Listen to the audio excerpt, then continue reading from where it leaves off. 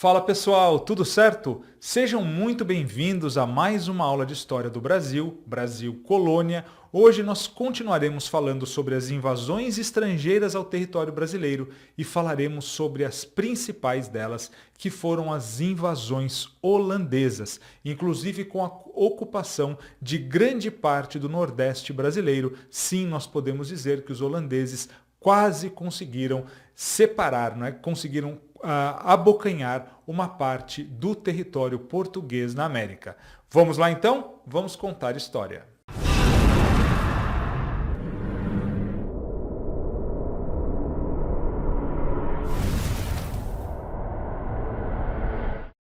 Moçadinha, olha só, para nós entendermos as invasões holandesas, é fundamental nós lembrarmos que elas foram sim consequência da União Ibérica.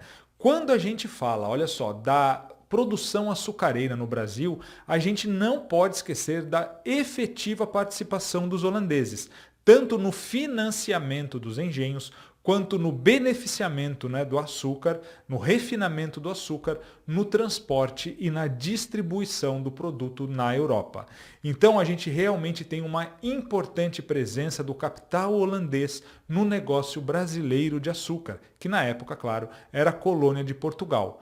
Acontece que a Holanda ela era uma província da Espanha até 1579, olha só, um ano antes da União Ibérica. E aí o que acontece é uma revolta, uma separação da Holanda, dos Países Baixos, então, da coroa espanhola, justamente nesse período de guerra em que a Espanha passa também a controlar Portugal e, consequentemente, as colônias portuguesas como o Brasil. Então as invasões holandesas ao Brasil, elas terão ligação direta com a União Ibérica. É isso que eu quero mostrar para vocês e é fundamental nós entendermos como é que isso acontece, tá certo? Qual é então a situação aqui dos Países Baixos? Olha lá. Certas regiões dos Países Baixos eram províncias espanholas, como eu disse para vocês, e elas vão conquistar a sua independência em 1581. Então elas estavam revoltadas contra a coroa espanhola desde 1579. Em 1581, agora um ano depois do início da União Ibérica, quando o Brasil passa a ser controlado pelo rei da Espanha, os holandeses conseguem a sua independência. Bom, qual será então a consequência disso? Olha lá.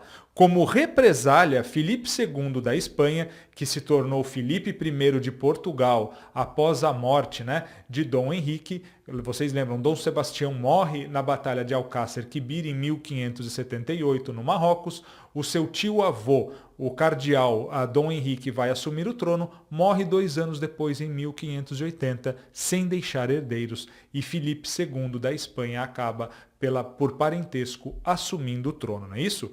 O Filipe II, então, como represália ao fato de os Países Baixos, a Holanda, terem se separado, né, terem conquistado a independência da Espanha, ele vai proibir os comerciantes das colônias, olha só, incluindo o Brasil, de comercializar com os holandeses. Isso que ficou chamado de embargo espanhol, que foi determinado numa série de medidas que o Filipe tomou em relação às colônias portuguesas, chamadas de ordenações filipinas, que trouxe muito prejuízo aos holandeses. É claro que os holandeses não gostaram, não vão aceitar calados esse embargo, porque eles tinham muito dinheiro mesmo investido no negócio açucareiro brasileiro principalmente, e é claro, também quando nós pensamos no tráfico de escravos, tá bom? Vamos entender então o que acontece. A resposta holandesa foi investir militarmente contra algumas regiões, regiões tanto no Brasil, que era colônia de Portugal, quanto outras colônias, inclusive na costa africana, colônias exportadoras de escravos, tá bom? E em 1621 é criada a Companhia das Índias Ocidentais. Ela foi criada o quê? Para organizar a invasão do Brasil. Então a ideia de criar uma companhia que justamente pudesse financiar essas invasões e pudesse, olha só, controlar uma parte, pelo menos, de preferência a maior parte da produção açucareira brasileira, tá certo? Então tá aqui, pessoal, olha, nós falamos na aula passada da invasão francesa, né, que vai ser aqui ao Rio de Janeiro. Nós vamos ver hoje a primeira invasão holandesa que vai acontecer aqui na Bahia, em Salvador, e a segunda que vai acontecer principalmente ali no estado de Pernambuco, tá certo? Então vamos falar um pouquinho, começando pela primeira invasão. Olha, logo depois então da criação da Companhia das Índias Ocidentais, uma grande armada composta por mais de 26 navios conquista a cidade de Salvador, isso em 1624. Diogo Mendonça, que era o governador na época, governador aqui do Brasil, ele foi preso pelos holandeses. Acontece, pessoal, que nós estamos falando da capital do Brasil. Então, com o apoio da igreja, sob a liderança do bispo Dom Marcos Teixeira, a população vai se revoltar contra os holandeses. Essa população ela vai se esconder no interior, né? Os holandeses vão dominar Salvador, mas eles acabarão sofrendo uma série de derrotas na guerra de guerrilha que é promovida pelos senhores de engenho, pela população local no interior. Além disso, a Espanha vai mandar a maior frota naval para combater os holandeses aqui, cercando a capital Salvador. Nós veremos isso também, olha só. Que vai acontecer na sequência, justamente para apoiar os colonos brasileiros na expulsão dos holandeses.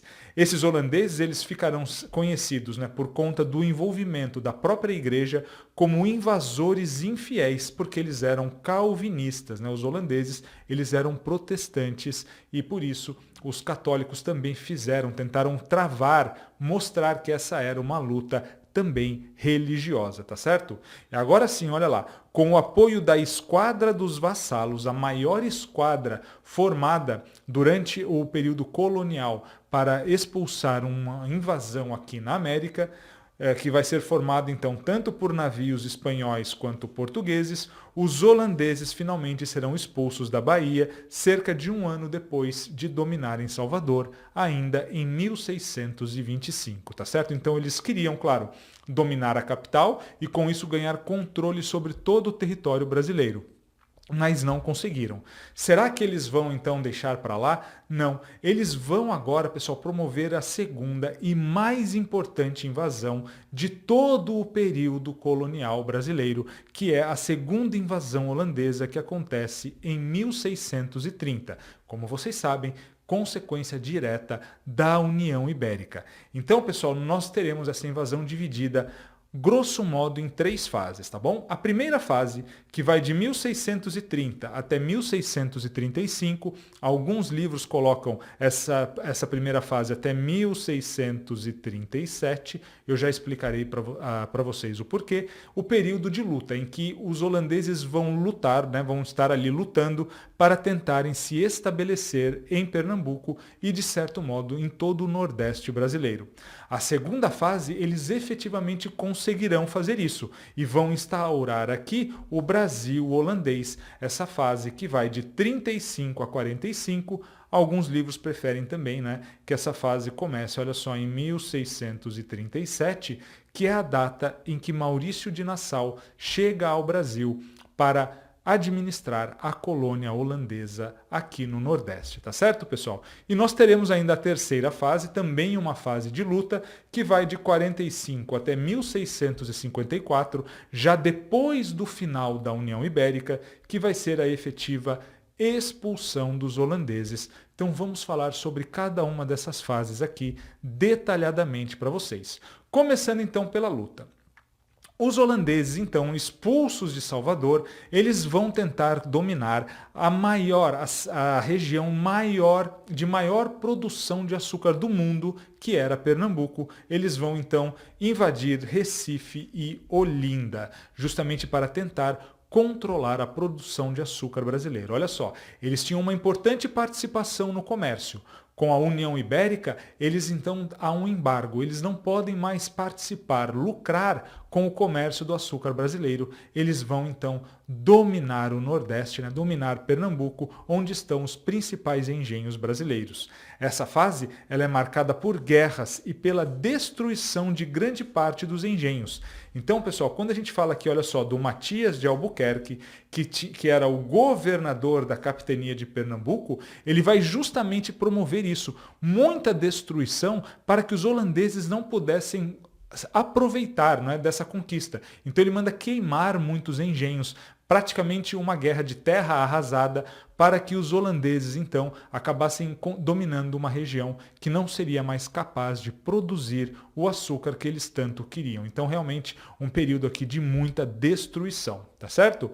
Bom, pessoal, ainda falando sobre o período de luta, nós teremos aqui a traição do Domingos Fernandes Calabar. Ele, que era um brasileiro, conhecia bem a região, ele acaba mudando de lado e ele vai ajudar os holandeses. Inclusive, ele vai mostrar para os holandeses o caminho ali do arraial aonde os brasileiros, os brasileiros estavam sediados nessa luta contra os holandeses, que era o arraial de Bom Jesus. Ele vai ajudar os holandeses a chegar até o arraial, né? Ele vai trair então o movimento brasileiro, a resistência brasileira, e por isso os holandeses vão conseguir destruir o arraial. Matias de Albuquerque vai fugir, mas o Domingos Fernandes Calabar vai ser capturado e morto como traidor, tá certo, galera? Olha só, é o fim então da resistência local e, portanto, né, da primeira fase da invasão. Os holandeses venceram a resistência e agora estão estabelecidos em Pernambuco, principalmente em Recife e em Olinda. Olha aqui, pessoal, dica salvadora para vocês. Com a destruição dos engenhos, os escravos fogem, formando os primeiros aldeamentos quilombolas. Tem aqui o início, inclusive, do famoso Quilombo dos Palmares, tá bom? Então esses escravos aqui, já que os engenhos haviam sido destruídos pelos brasileiros, né, fugindo, tentando resistir à invasão holandesa, os escravos, então, eles vão fugir e vão criar os primeiros quilombos, tá joia? Vamos então para a segunda fase. Os holandeses então se estabeleceram no Nordeste, principalmente por conta da Companhia das Índias Ocidentais, que havia financiado, né, essa invasão e vai também agora financiar o quê? A reconstrução dos engenhos. Ela vai organizar a administração da colônia, né, e aí nós temos a figura fundamental, importantíssima, de Maurício de Nassau, que é mandado aqui ao Brasil em 1637 para administrar a colônia holandesa no Brasil. Torna-se então o governador do Brasil holandês, tá certo, pessoal? Então nós vamos falar agora justamente sobre o governo de Nassau, chamado de governo nassoviano, talvez o período em que nós tenhamos o auge da produção açucareira no Brasil, tá certo? Ele vai então, olha só, promover um acordo com os senhores de engenho, aqueles mesmos que estavam resistindo à invasão dos holandeses. Como é que ele vai fazer então para ganhar a confiança desses senhores? Ele vai conceder empréstimos para que os senhores de engenho reconstruíssem os seus engenhos e comprassem novos escravos. Nós temos aqui que lembrar que os holandeses também invadiram possessões portuguesas na costa da África e, com isso, a entrada de escravos no Brasil havia diminuído muito, consequentemente, o preço havia aumentado bastante. Mas os holandeses controlavam essas regiões fornecedoras de escravos e vão, é claro, promover novamente a venda de escravos a um preço mais baixo para esses senhores. Opa, agora está interessante para esses senhores de engenho apoiarem os holandeses, né, aqui nessa colônia no Brasil.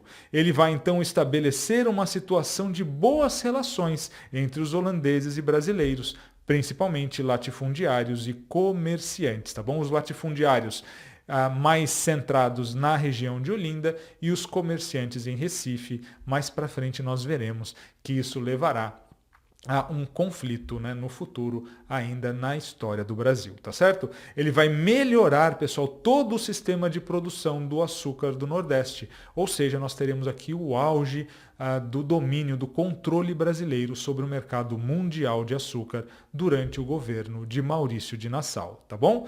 Além disso, ele vai diminuir os tributos dos senhores de engenho de Pernambuco e, com isso, é claro, vai conseguir apoio desses brasileiros, não é mesmo? Vai, além disso, olha só, promover a modernização, né, e a modernização urbanística da cidade do Recife, construindo canais, diques, pontes, palácios, drenando pântanos. Ele vai realmente, então, promover uma série de melhorias, benfeitorias, especialmente no Recife, que posteriormente vai inclusive reivindicar o posto de a capital da província, né? Capital do estado de Pernambuco. Olha só, ele vai criar o zoológico, o Museu Natural e o Jardim Botânico em Recife. Também vai criar, olha só, modernizar e melhorar a qualidade dos serviços públicos, inclusive na coleta de lixos e também, né, na instalação de um corpo de bombeiros. Ele vai efetivamente modernizar bastante a cidade do Recife, criando inclusive o primeiro observatório astronômico do Brasil, um dos primeiros de toda a América. Então realmente foi um governo bastante progressista que trouxe uma série de melhorias e é claro que conseguiu com isso o apoio da população, não é isso?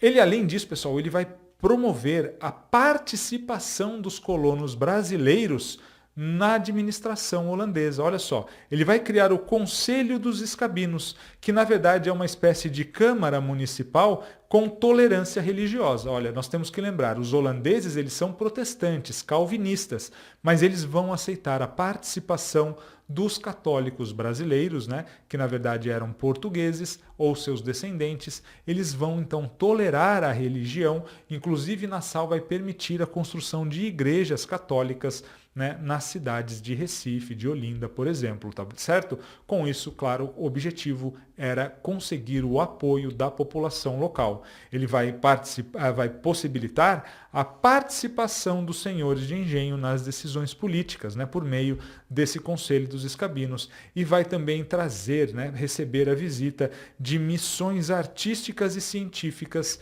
de famosos cientistas e artistas, claro, europeus, como por exemplo o Franz Post e o Albert Eckhout, tá bom? Eckhout, não sei qual a pronúncia correta aqui, mas eles também vão vir aqui, ou seja, nós teremos bastante desenvolvimento durante o período do governo de Nassau.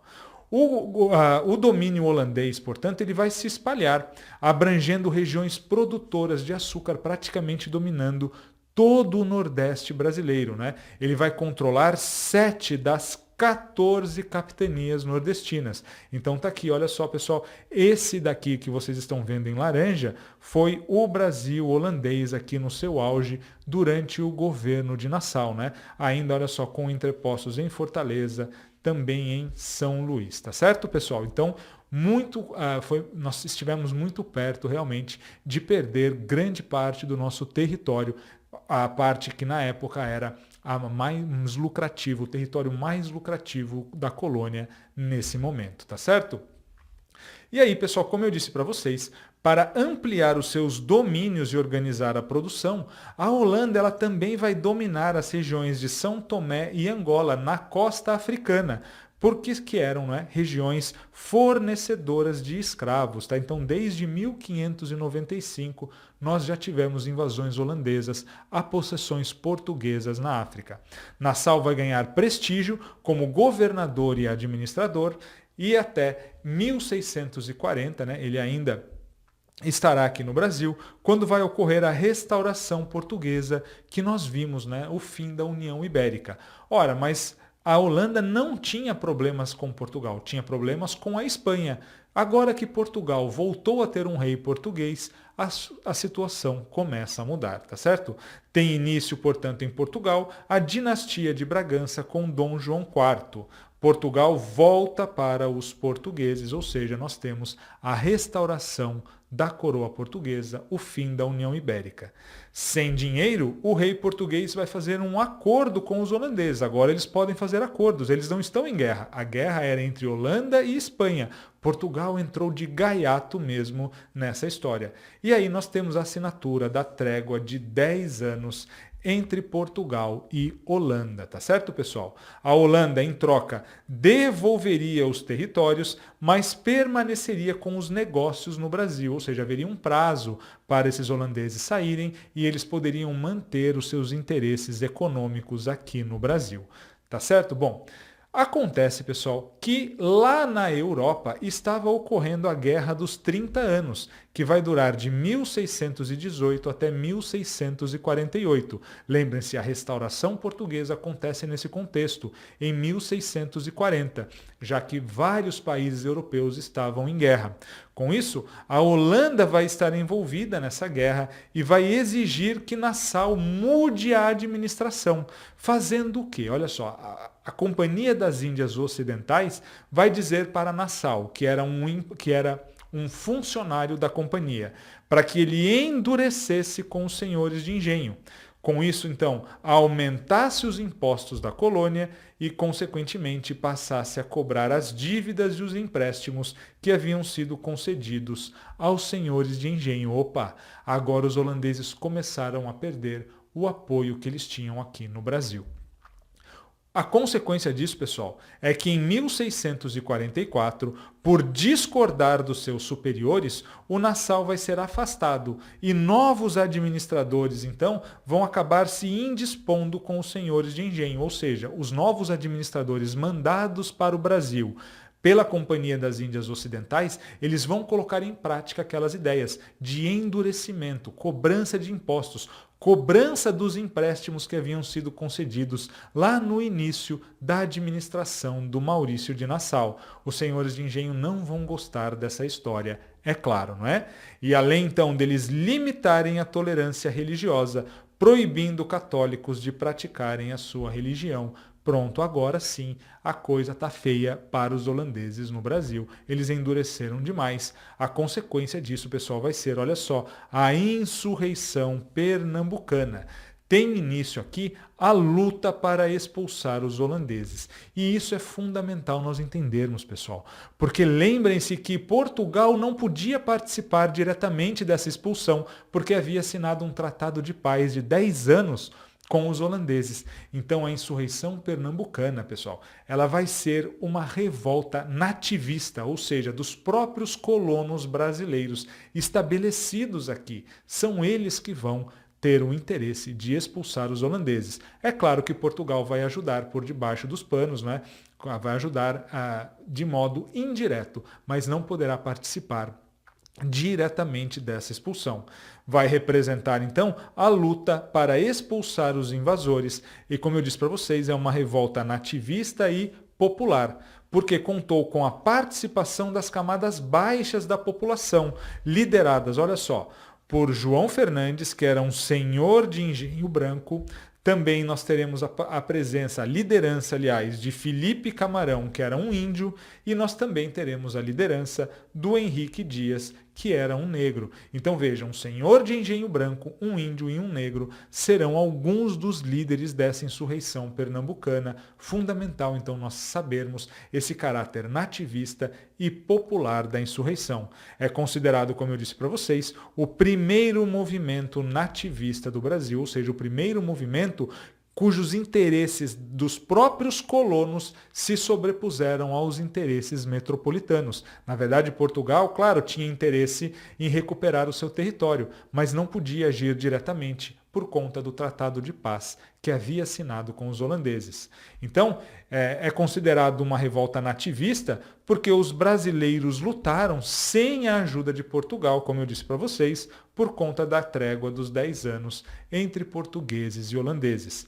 Várias batalhas dessa guerra foram travadas com vitórias surpreendentes contra os holandeses. Então nós temos aqui como destaque a primeira Batalha dos Guararapes, em 1648, vencida pelos brasileiros, e também teremos em seguida, a segunda Batalha de Guararapes. Olha só, no mesmo ano, a esquadra de Salvador Correia de Sá, organizada com recursos de mercadores cariocas, vai partir do Rio de Janeiro em direção à África. Com que objetivo? Retomar aqueles territórios holandeses, que na verdade eram portugueses, que a Holanda havia invadido, para restabelecer o comércio de escravos, tá bom? Ele vai conseguir retomar então os entrepostos de escravos das ilhas de São Tomé e também de Luanda e de Benguela, em Angola, na África, tá certo? Então, os próprios colonos brasileiros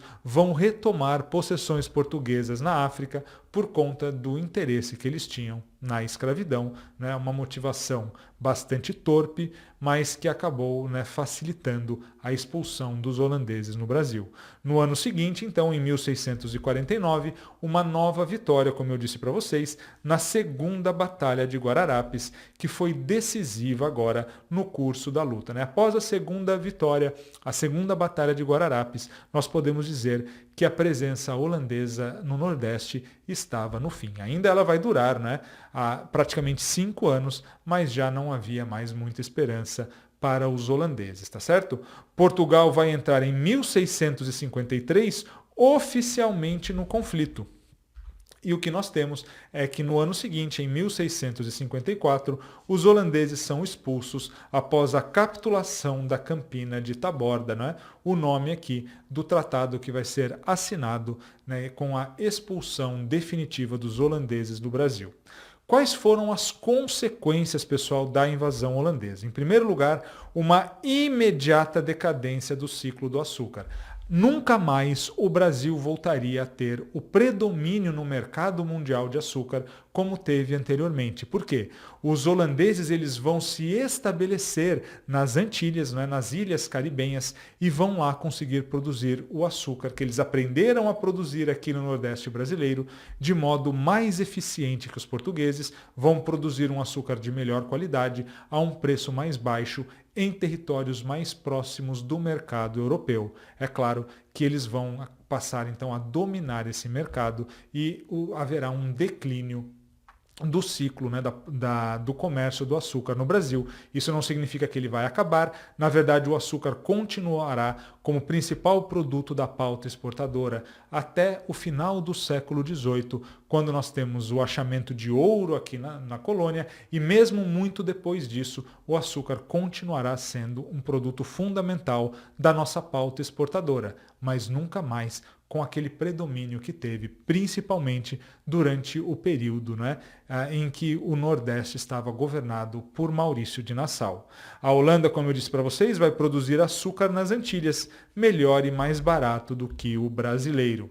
Outra consequência importante, pessoal, né, para a decadência dessa indústria açucareira luso-brasileira vai ser o estabelecimento da Paz de Haia em 1661, quando os portugueses vão indenizar os holandeses por terem rompido a trégua de 10 anos. Na verdade, os portugueses ainda vão pagar uma pesada multa por terem descumprido o tratado aos holandeses. Acredita-se aí que nós estejamos falando em algumas toneladas de ouro que serão posteriormente enviadas para a Holanda em pagamento dessa multa, tá certo, galera?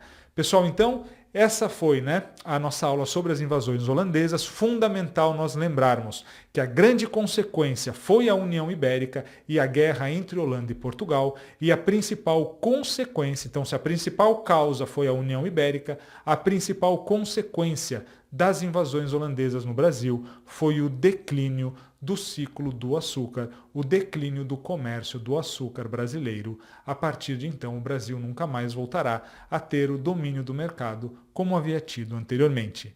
Eu me despeço de todos vocês, deixo a todos um forte abraço.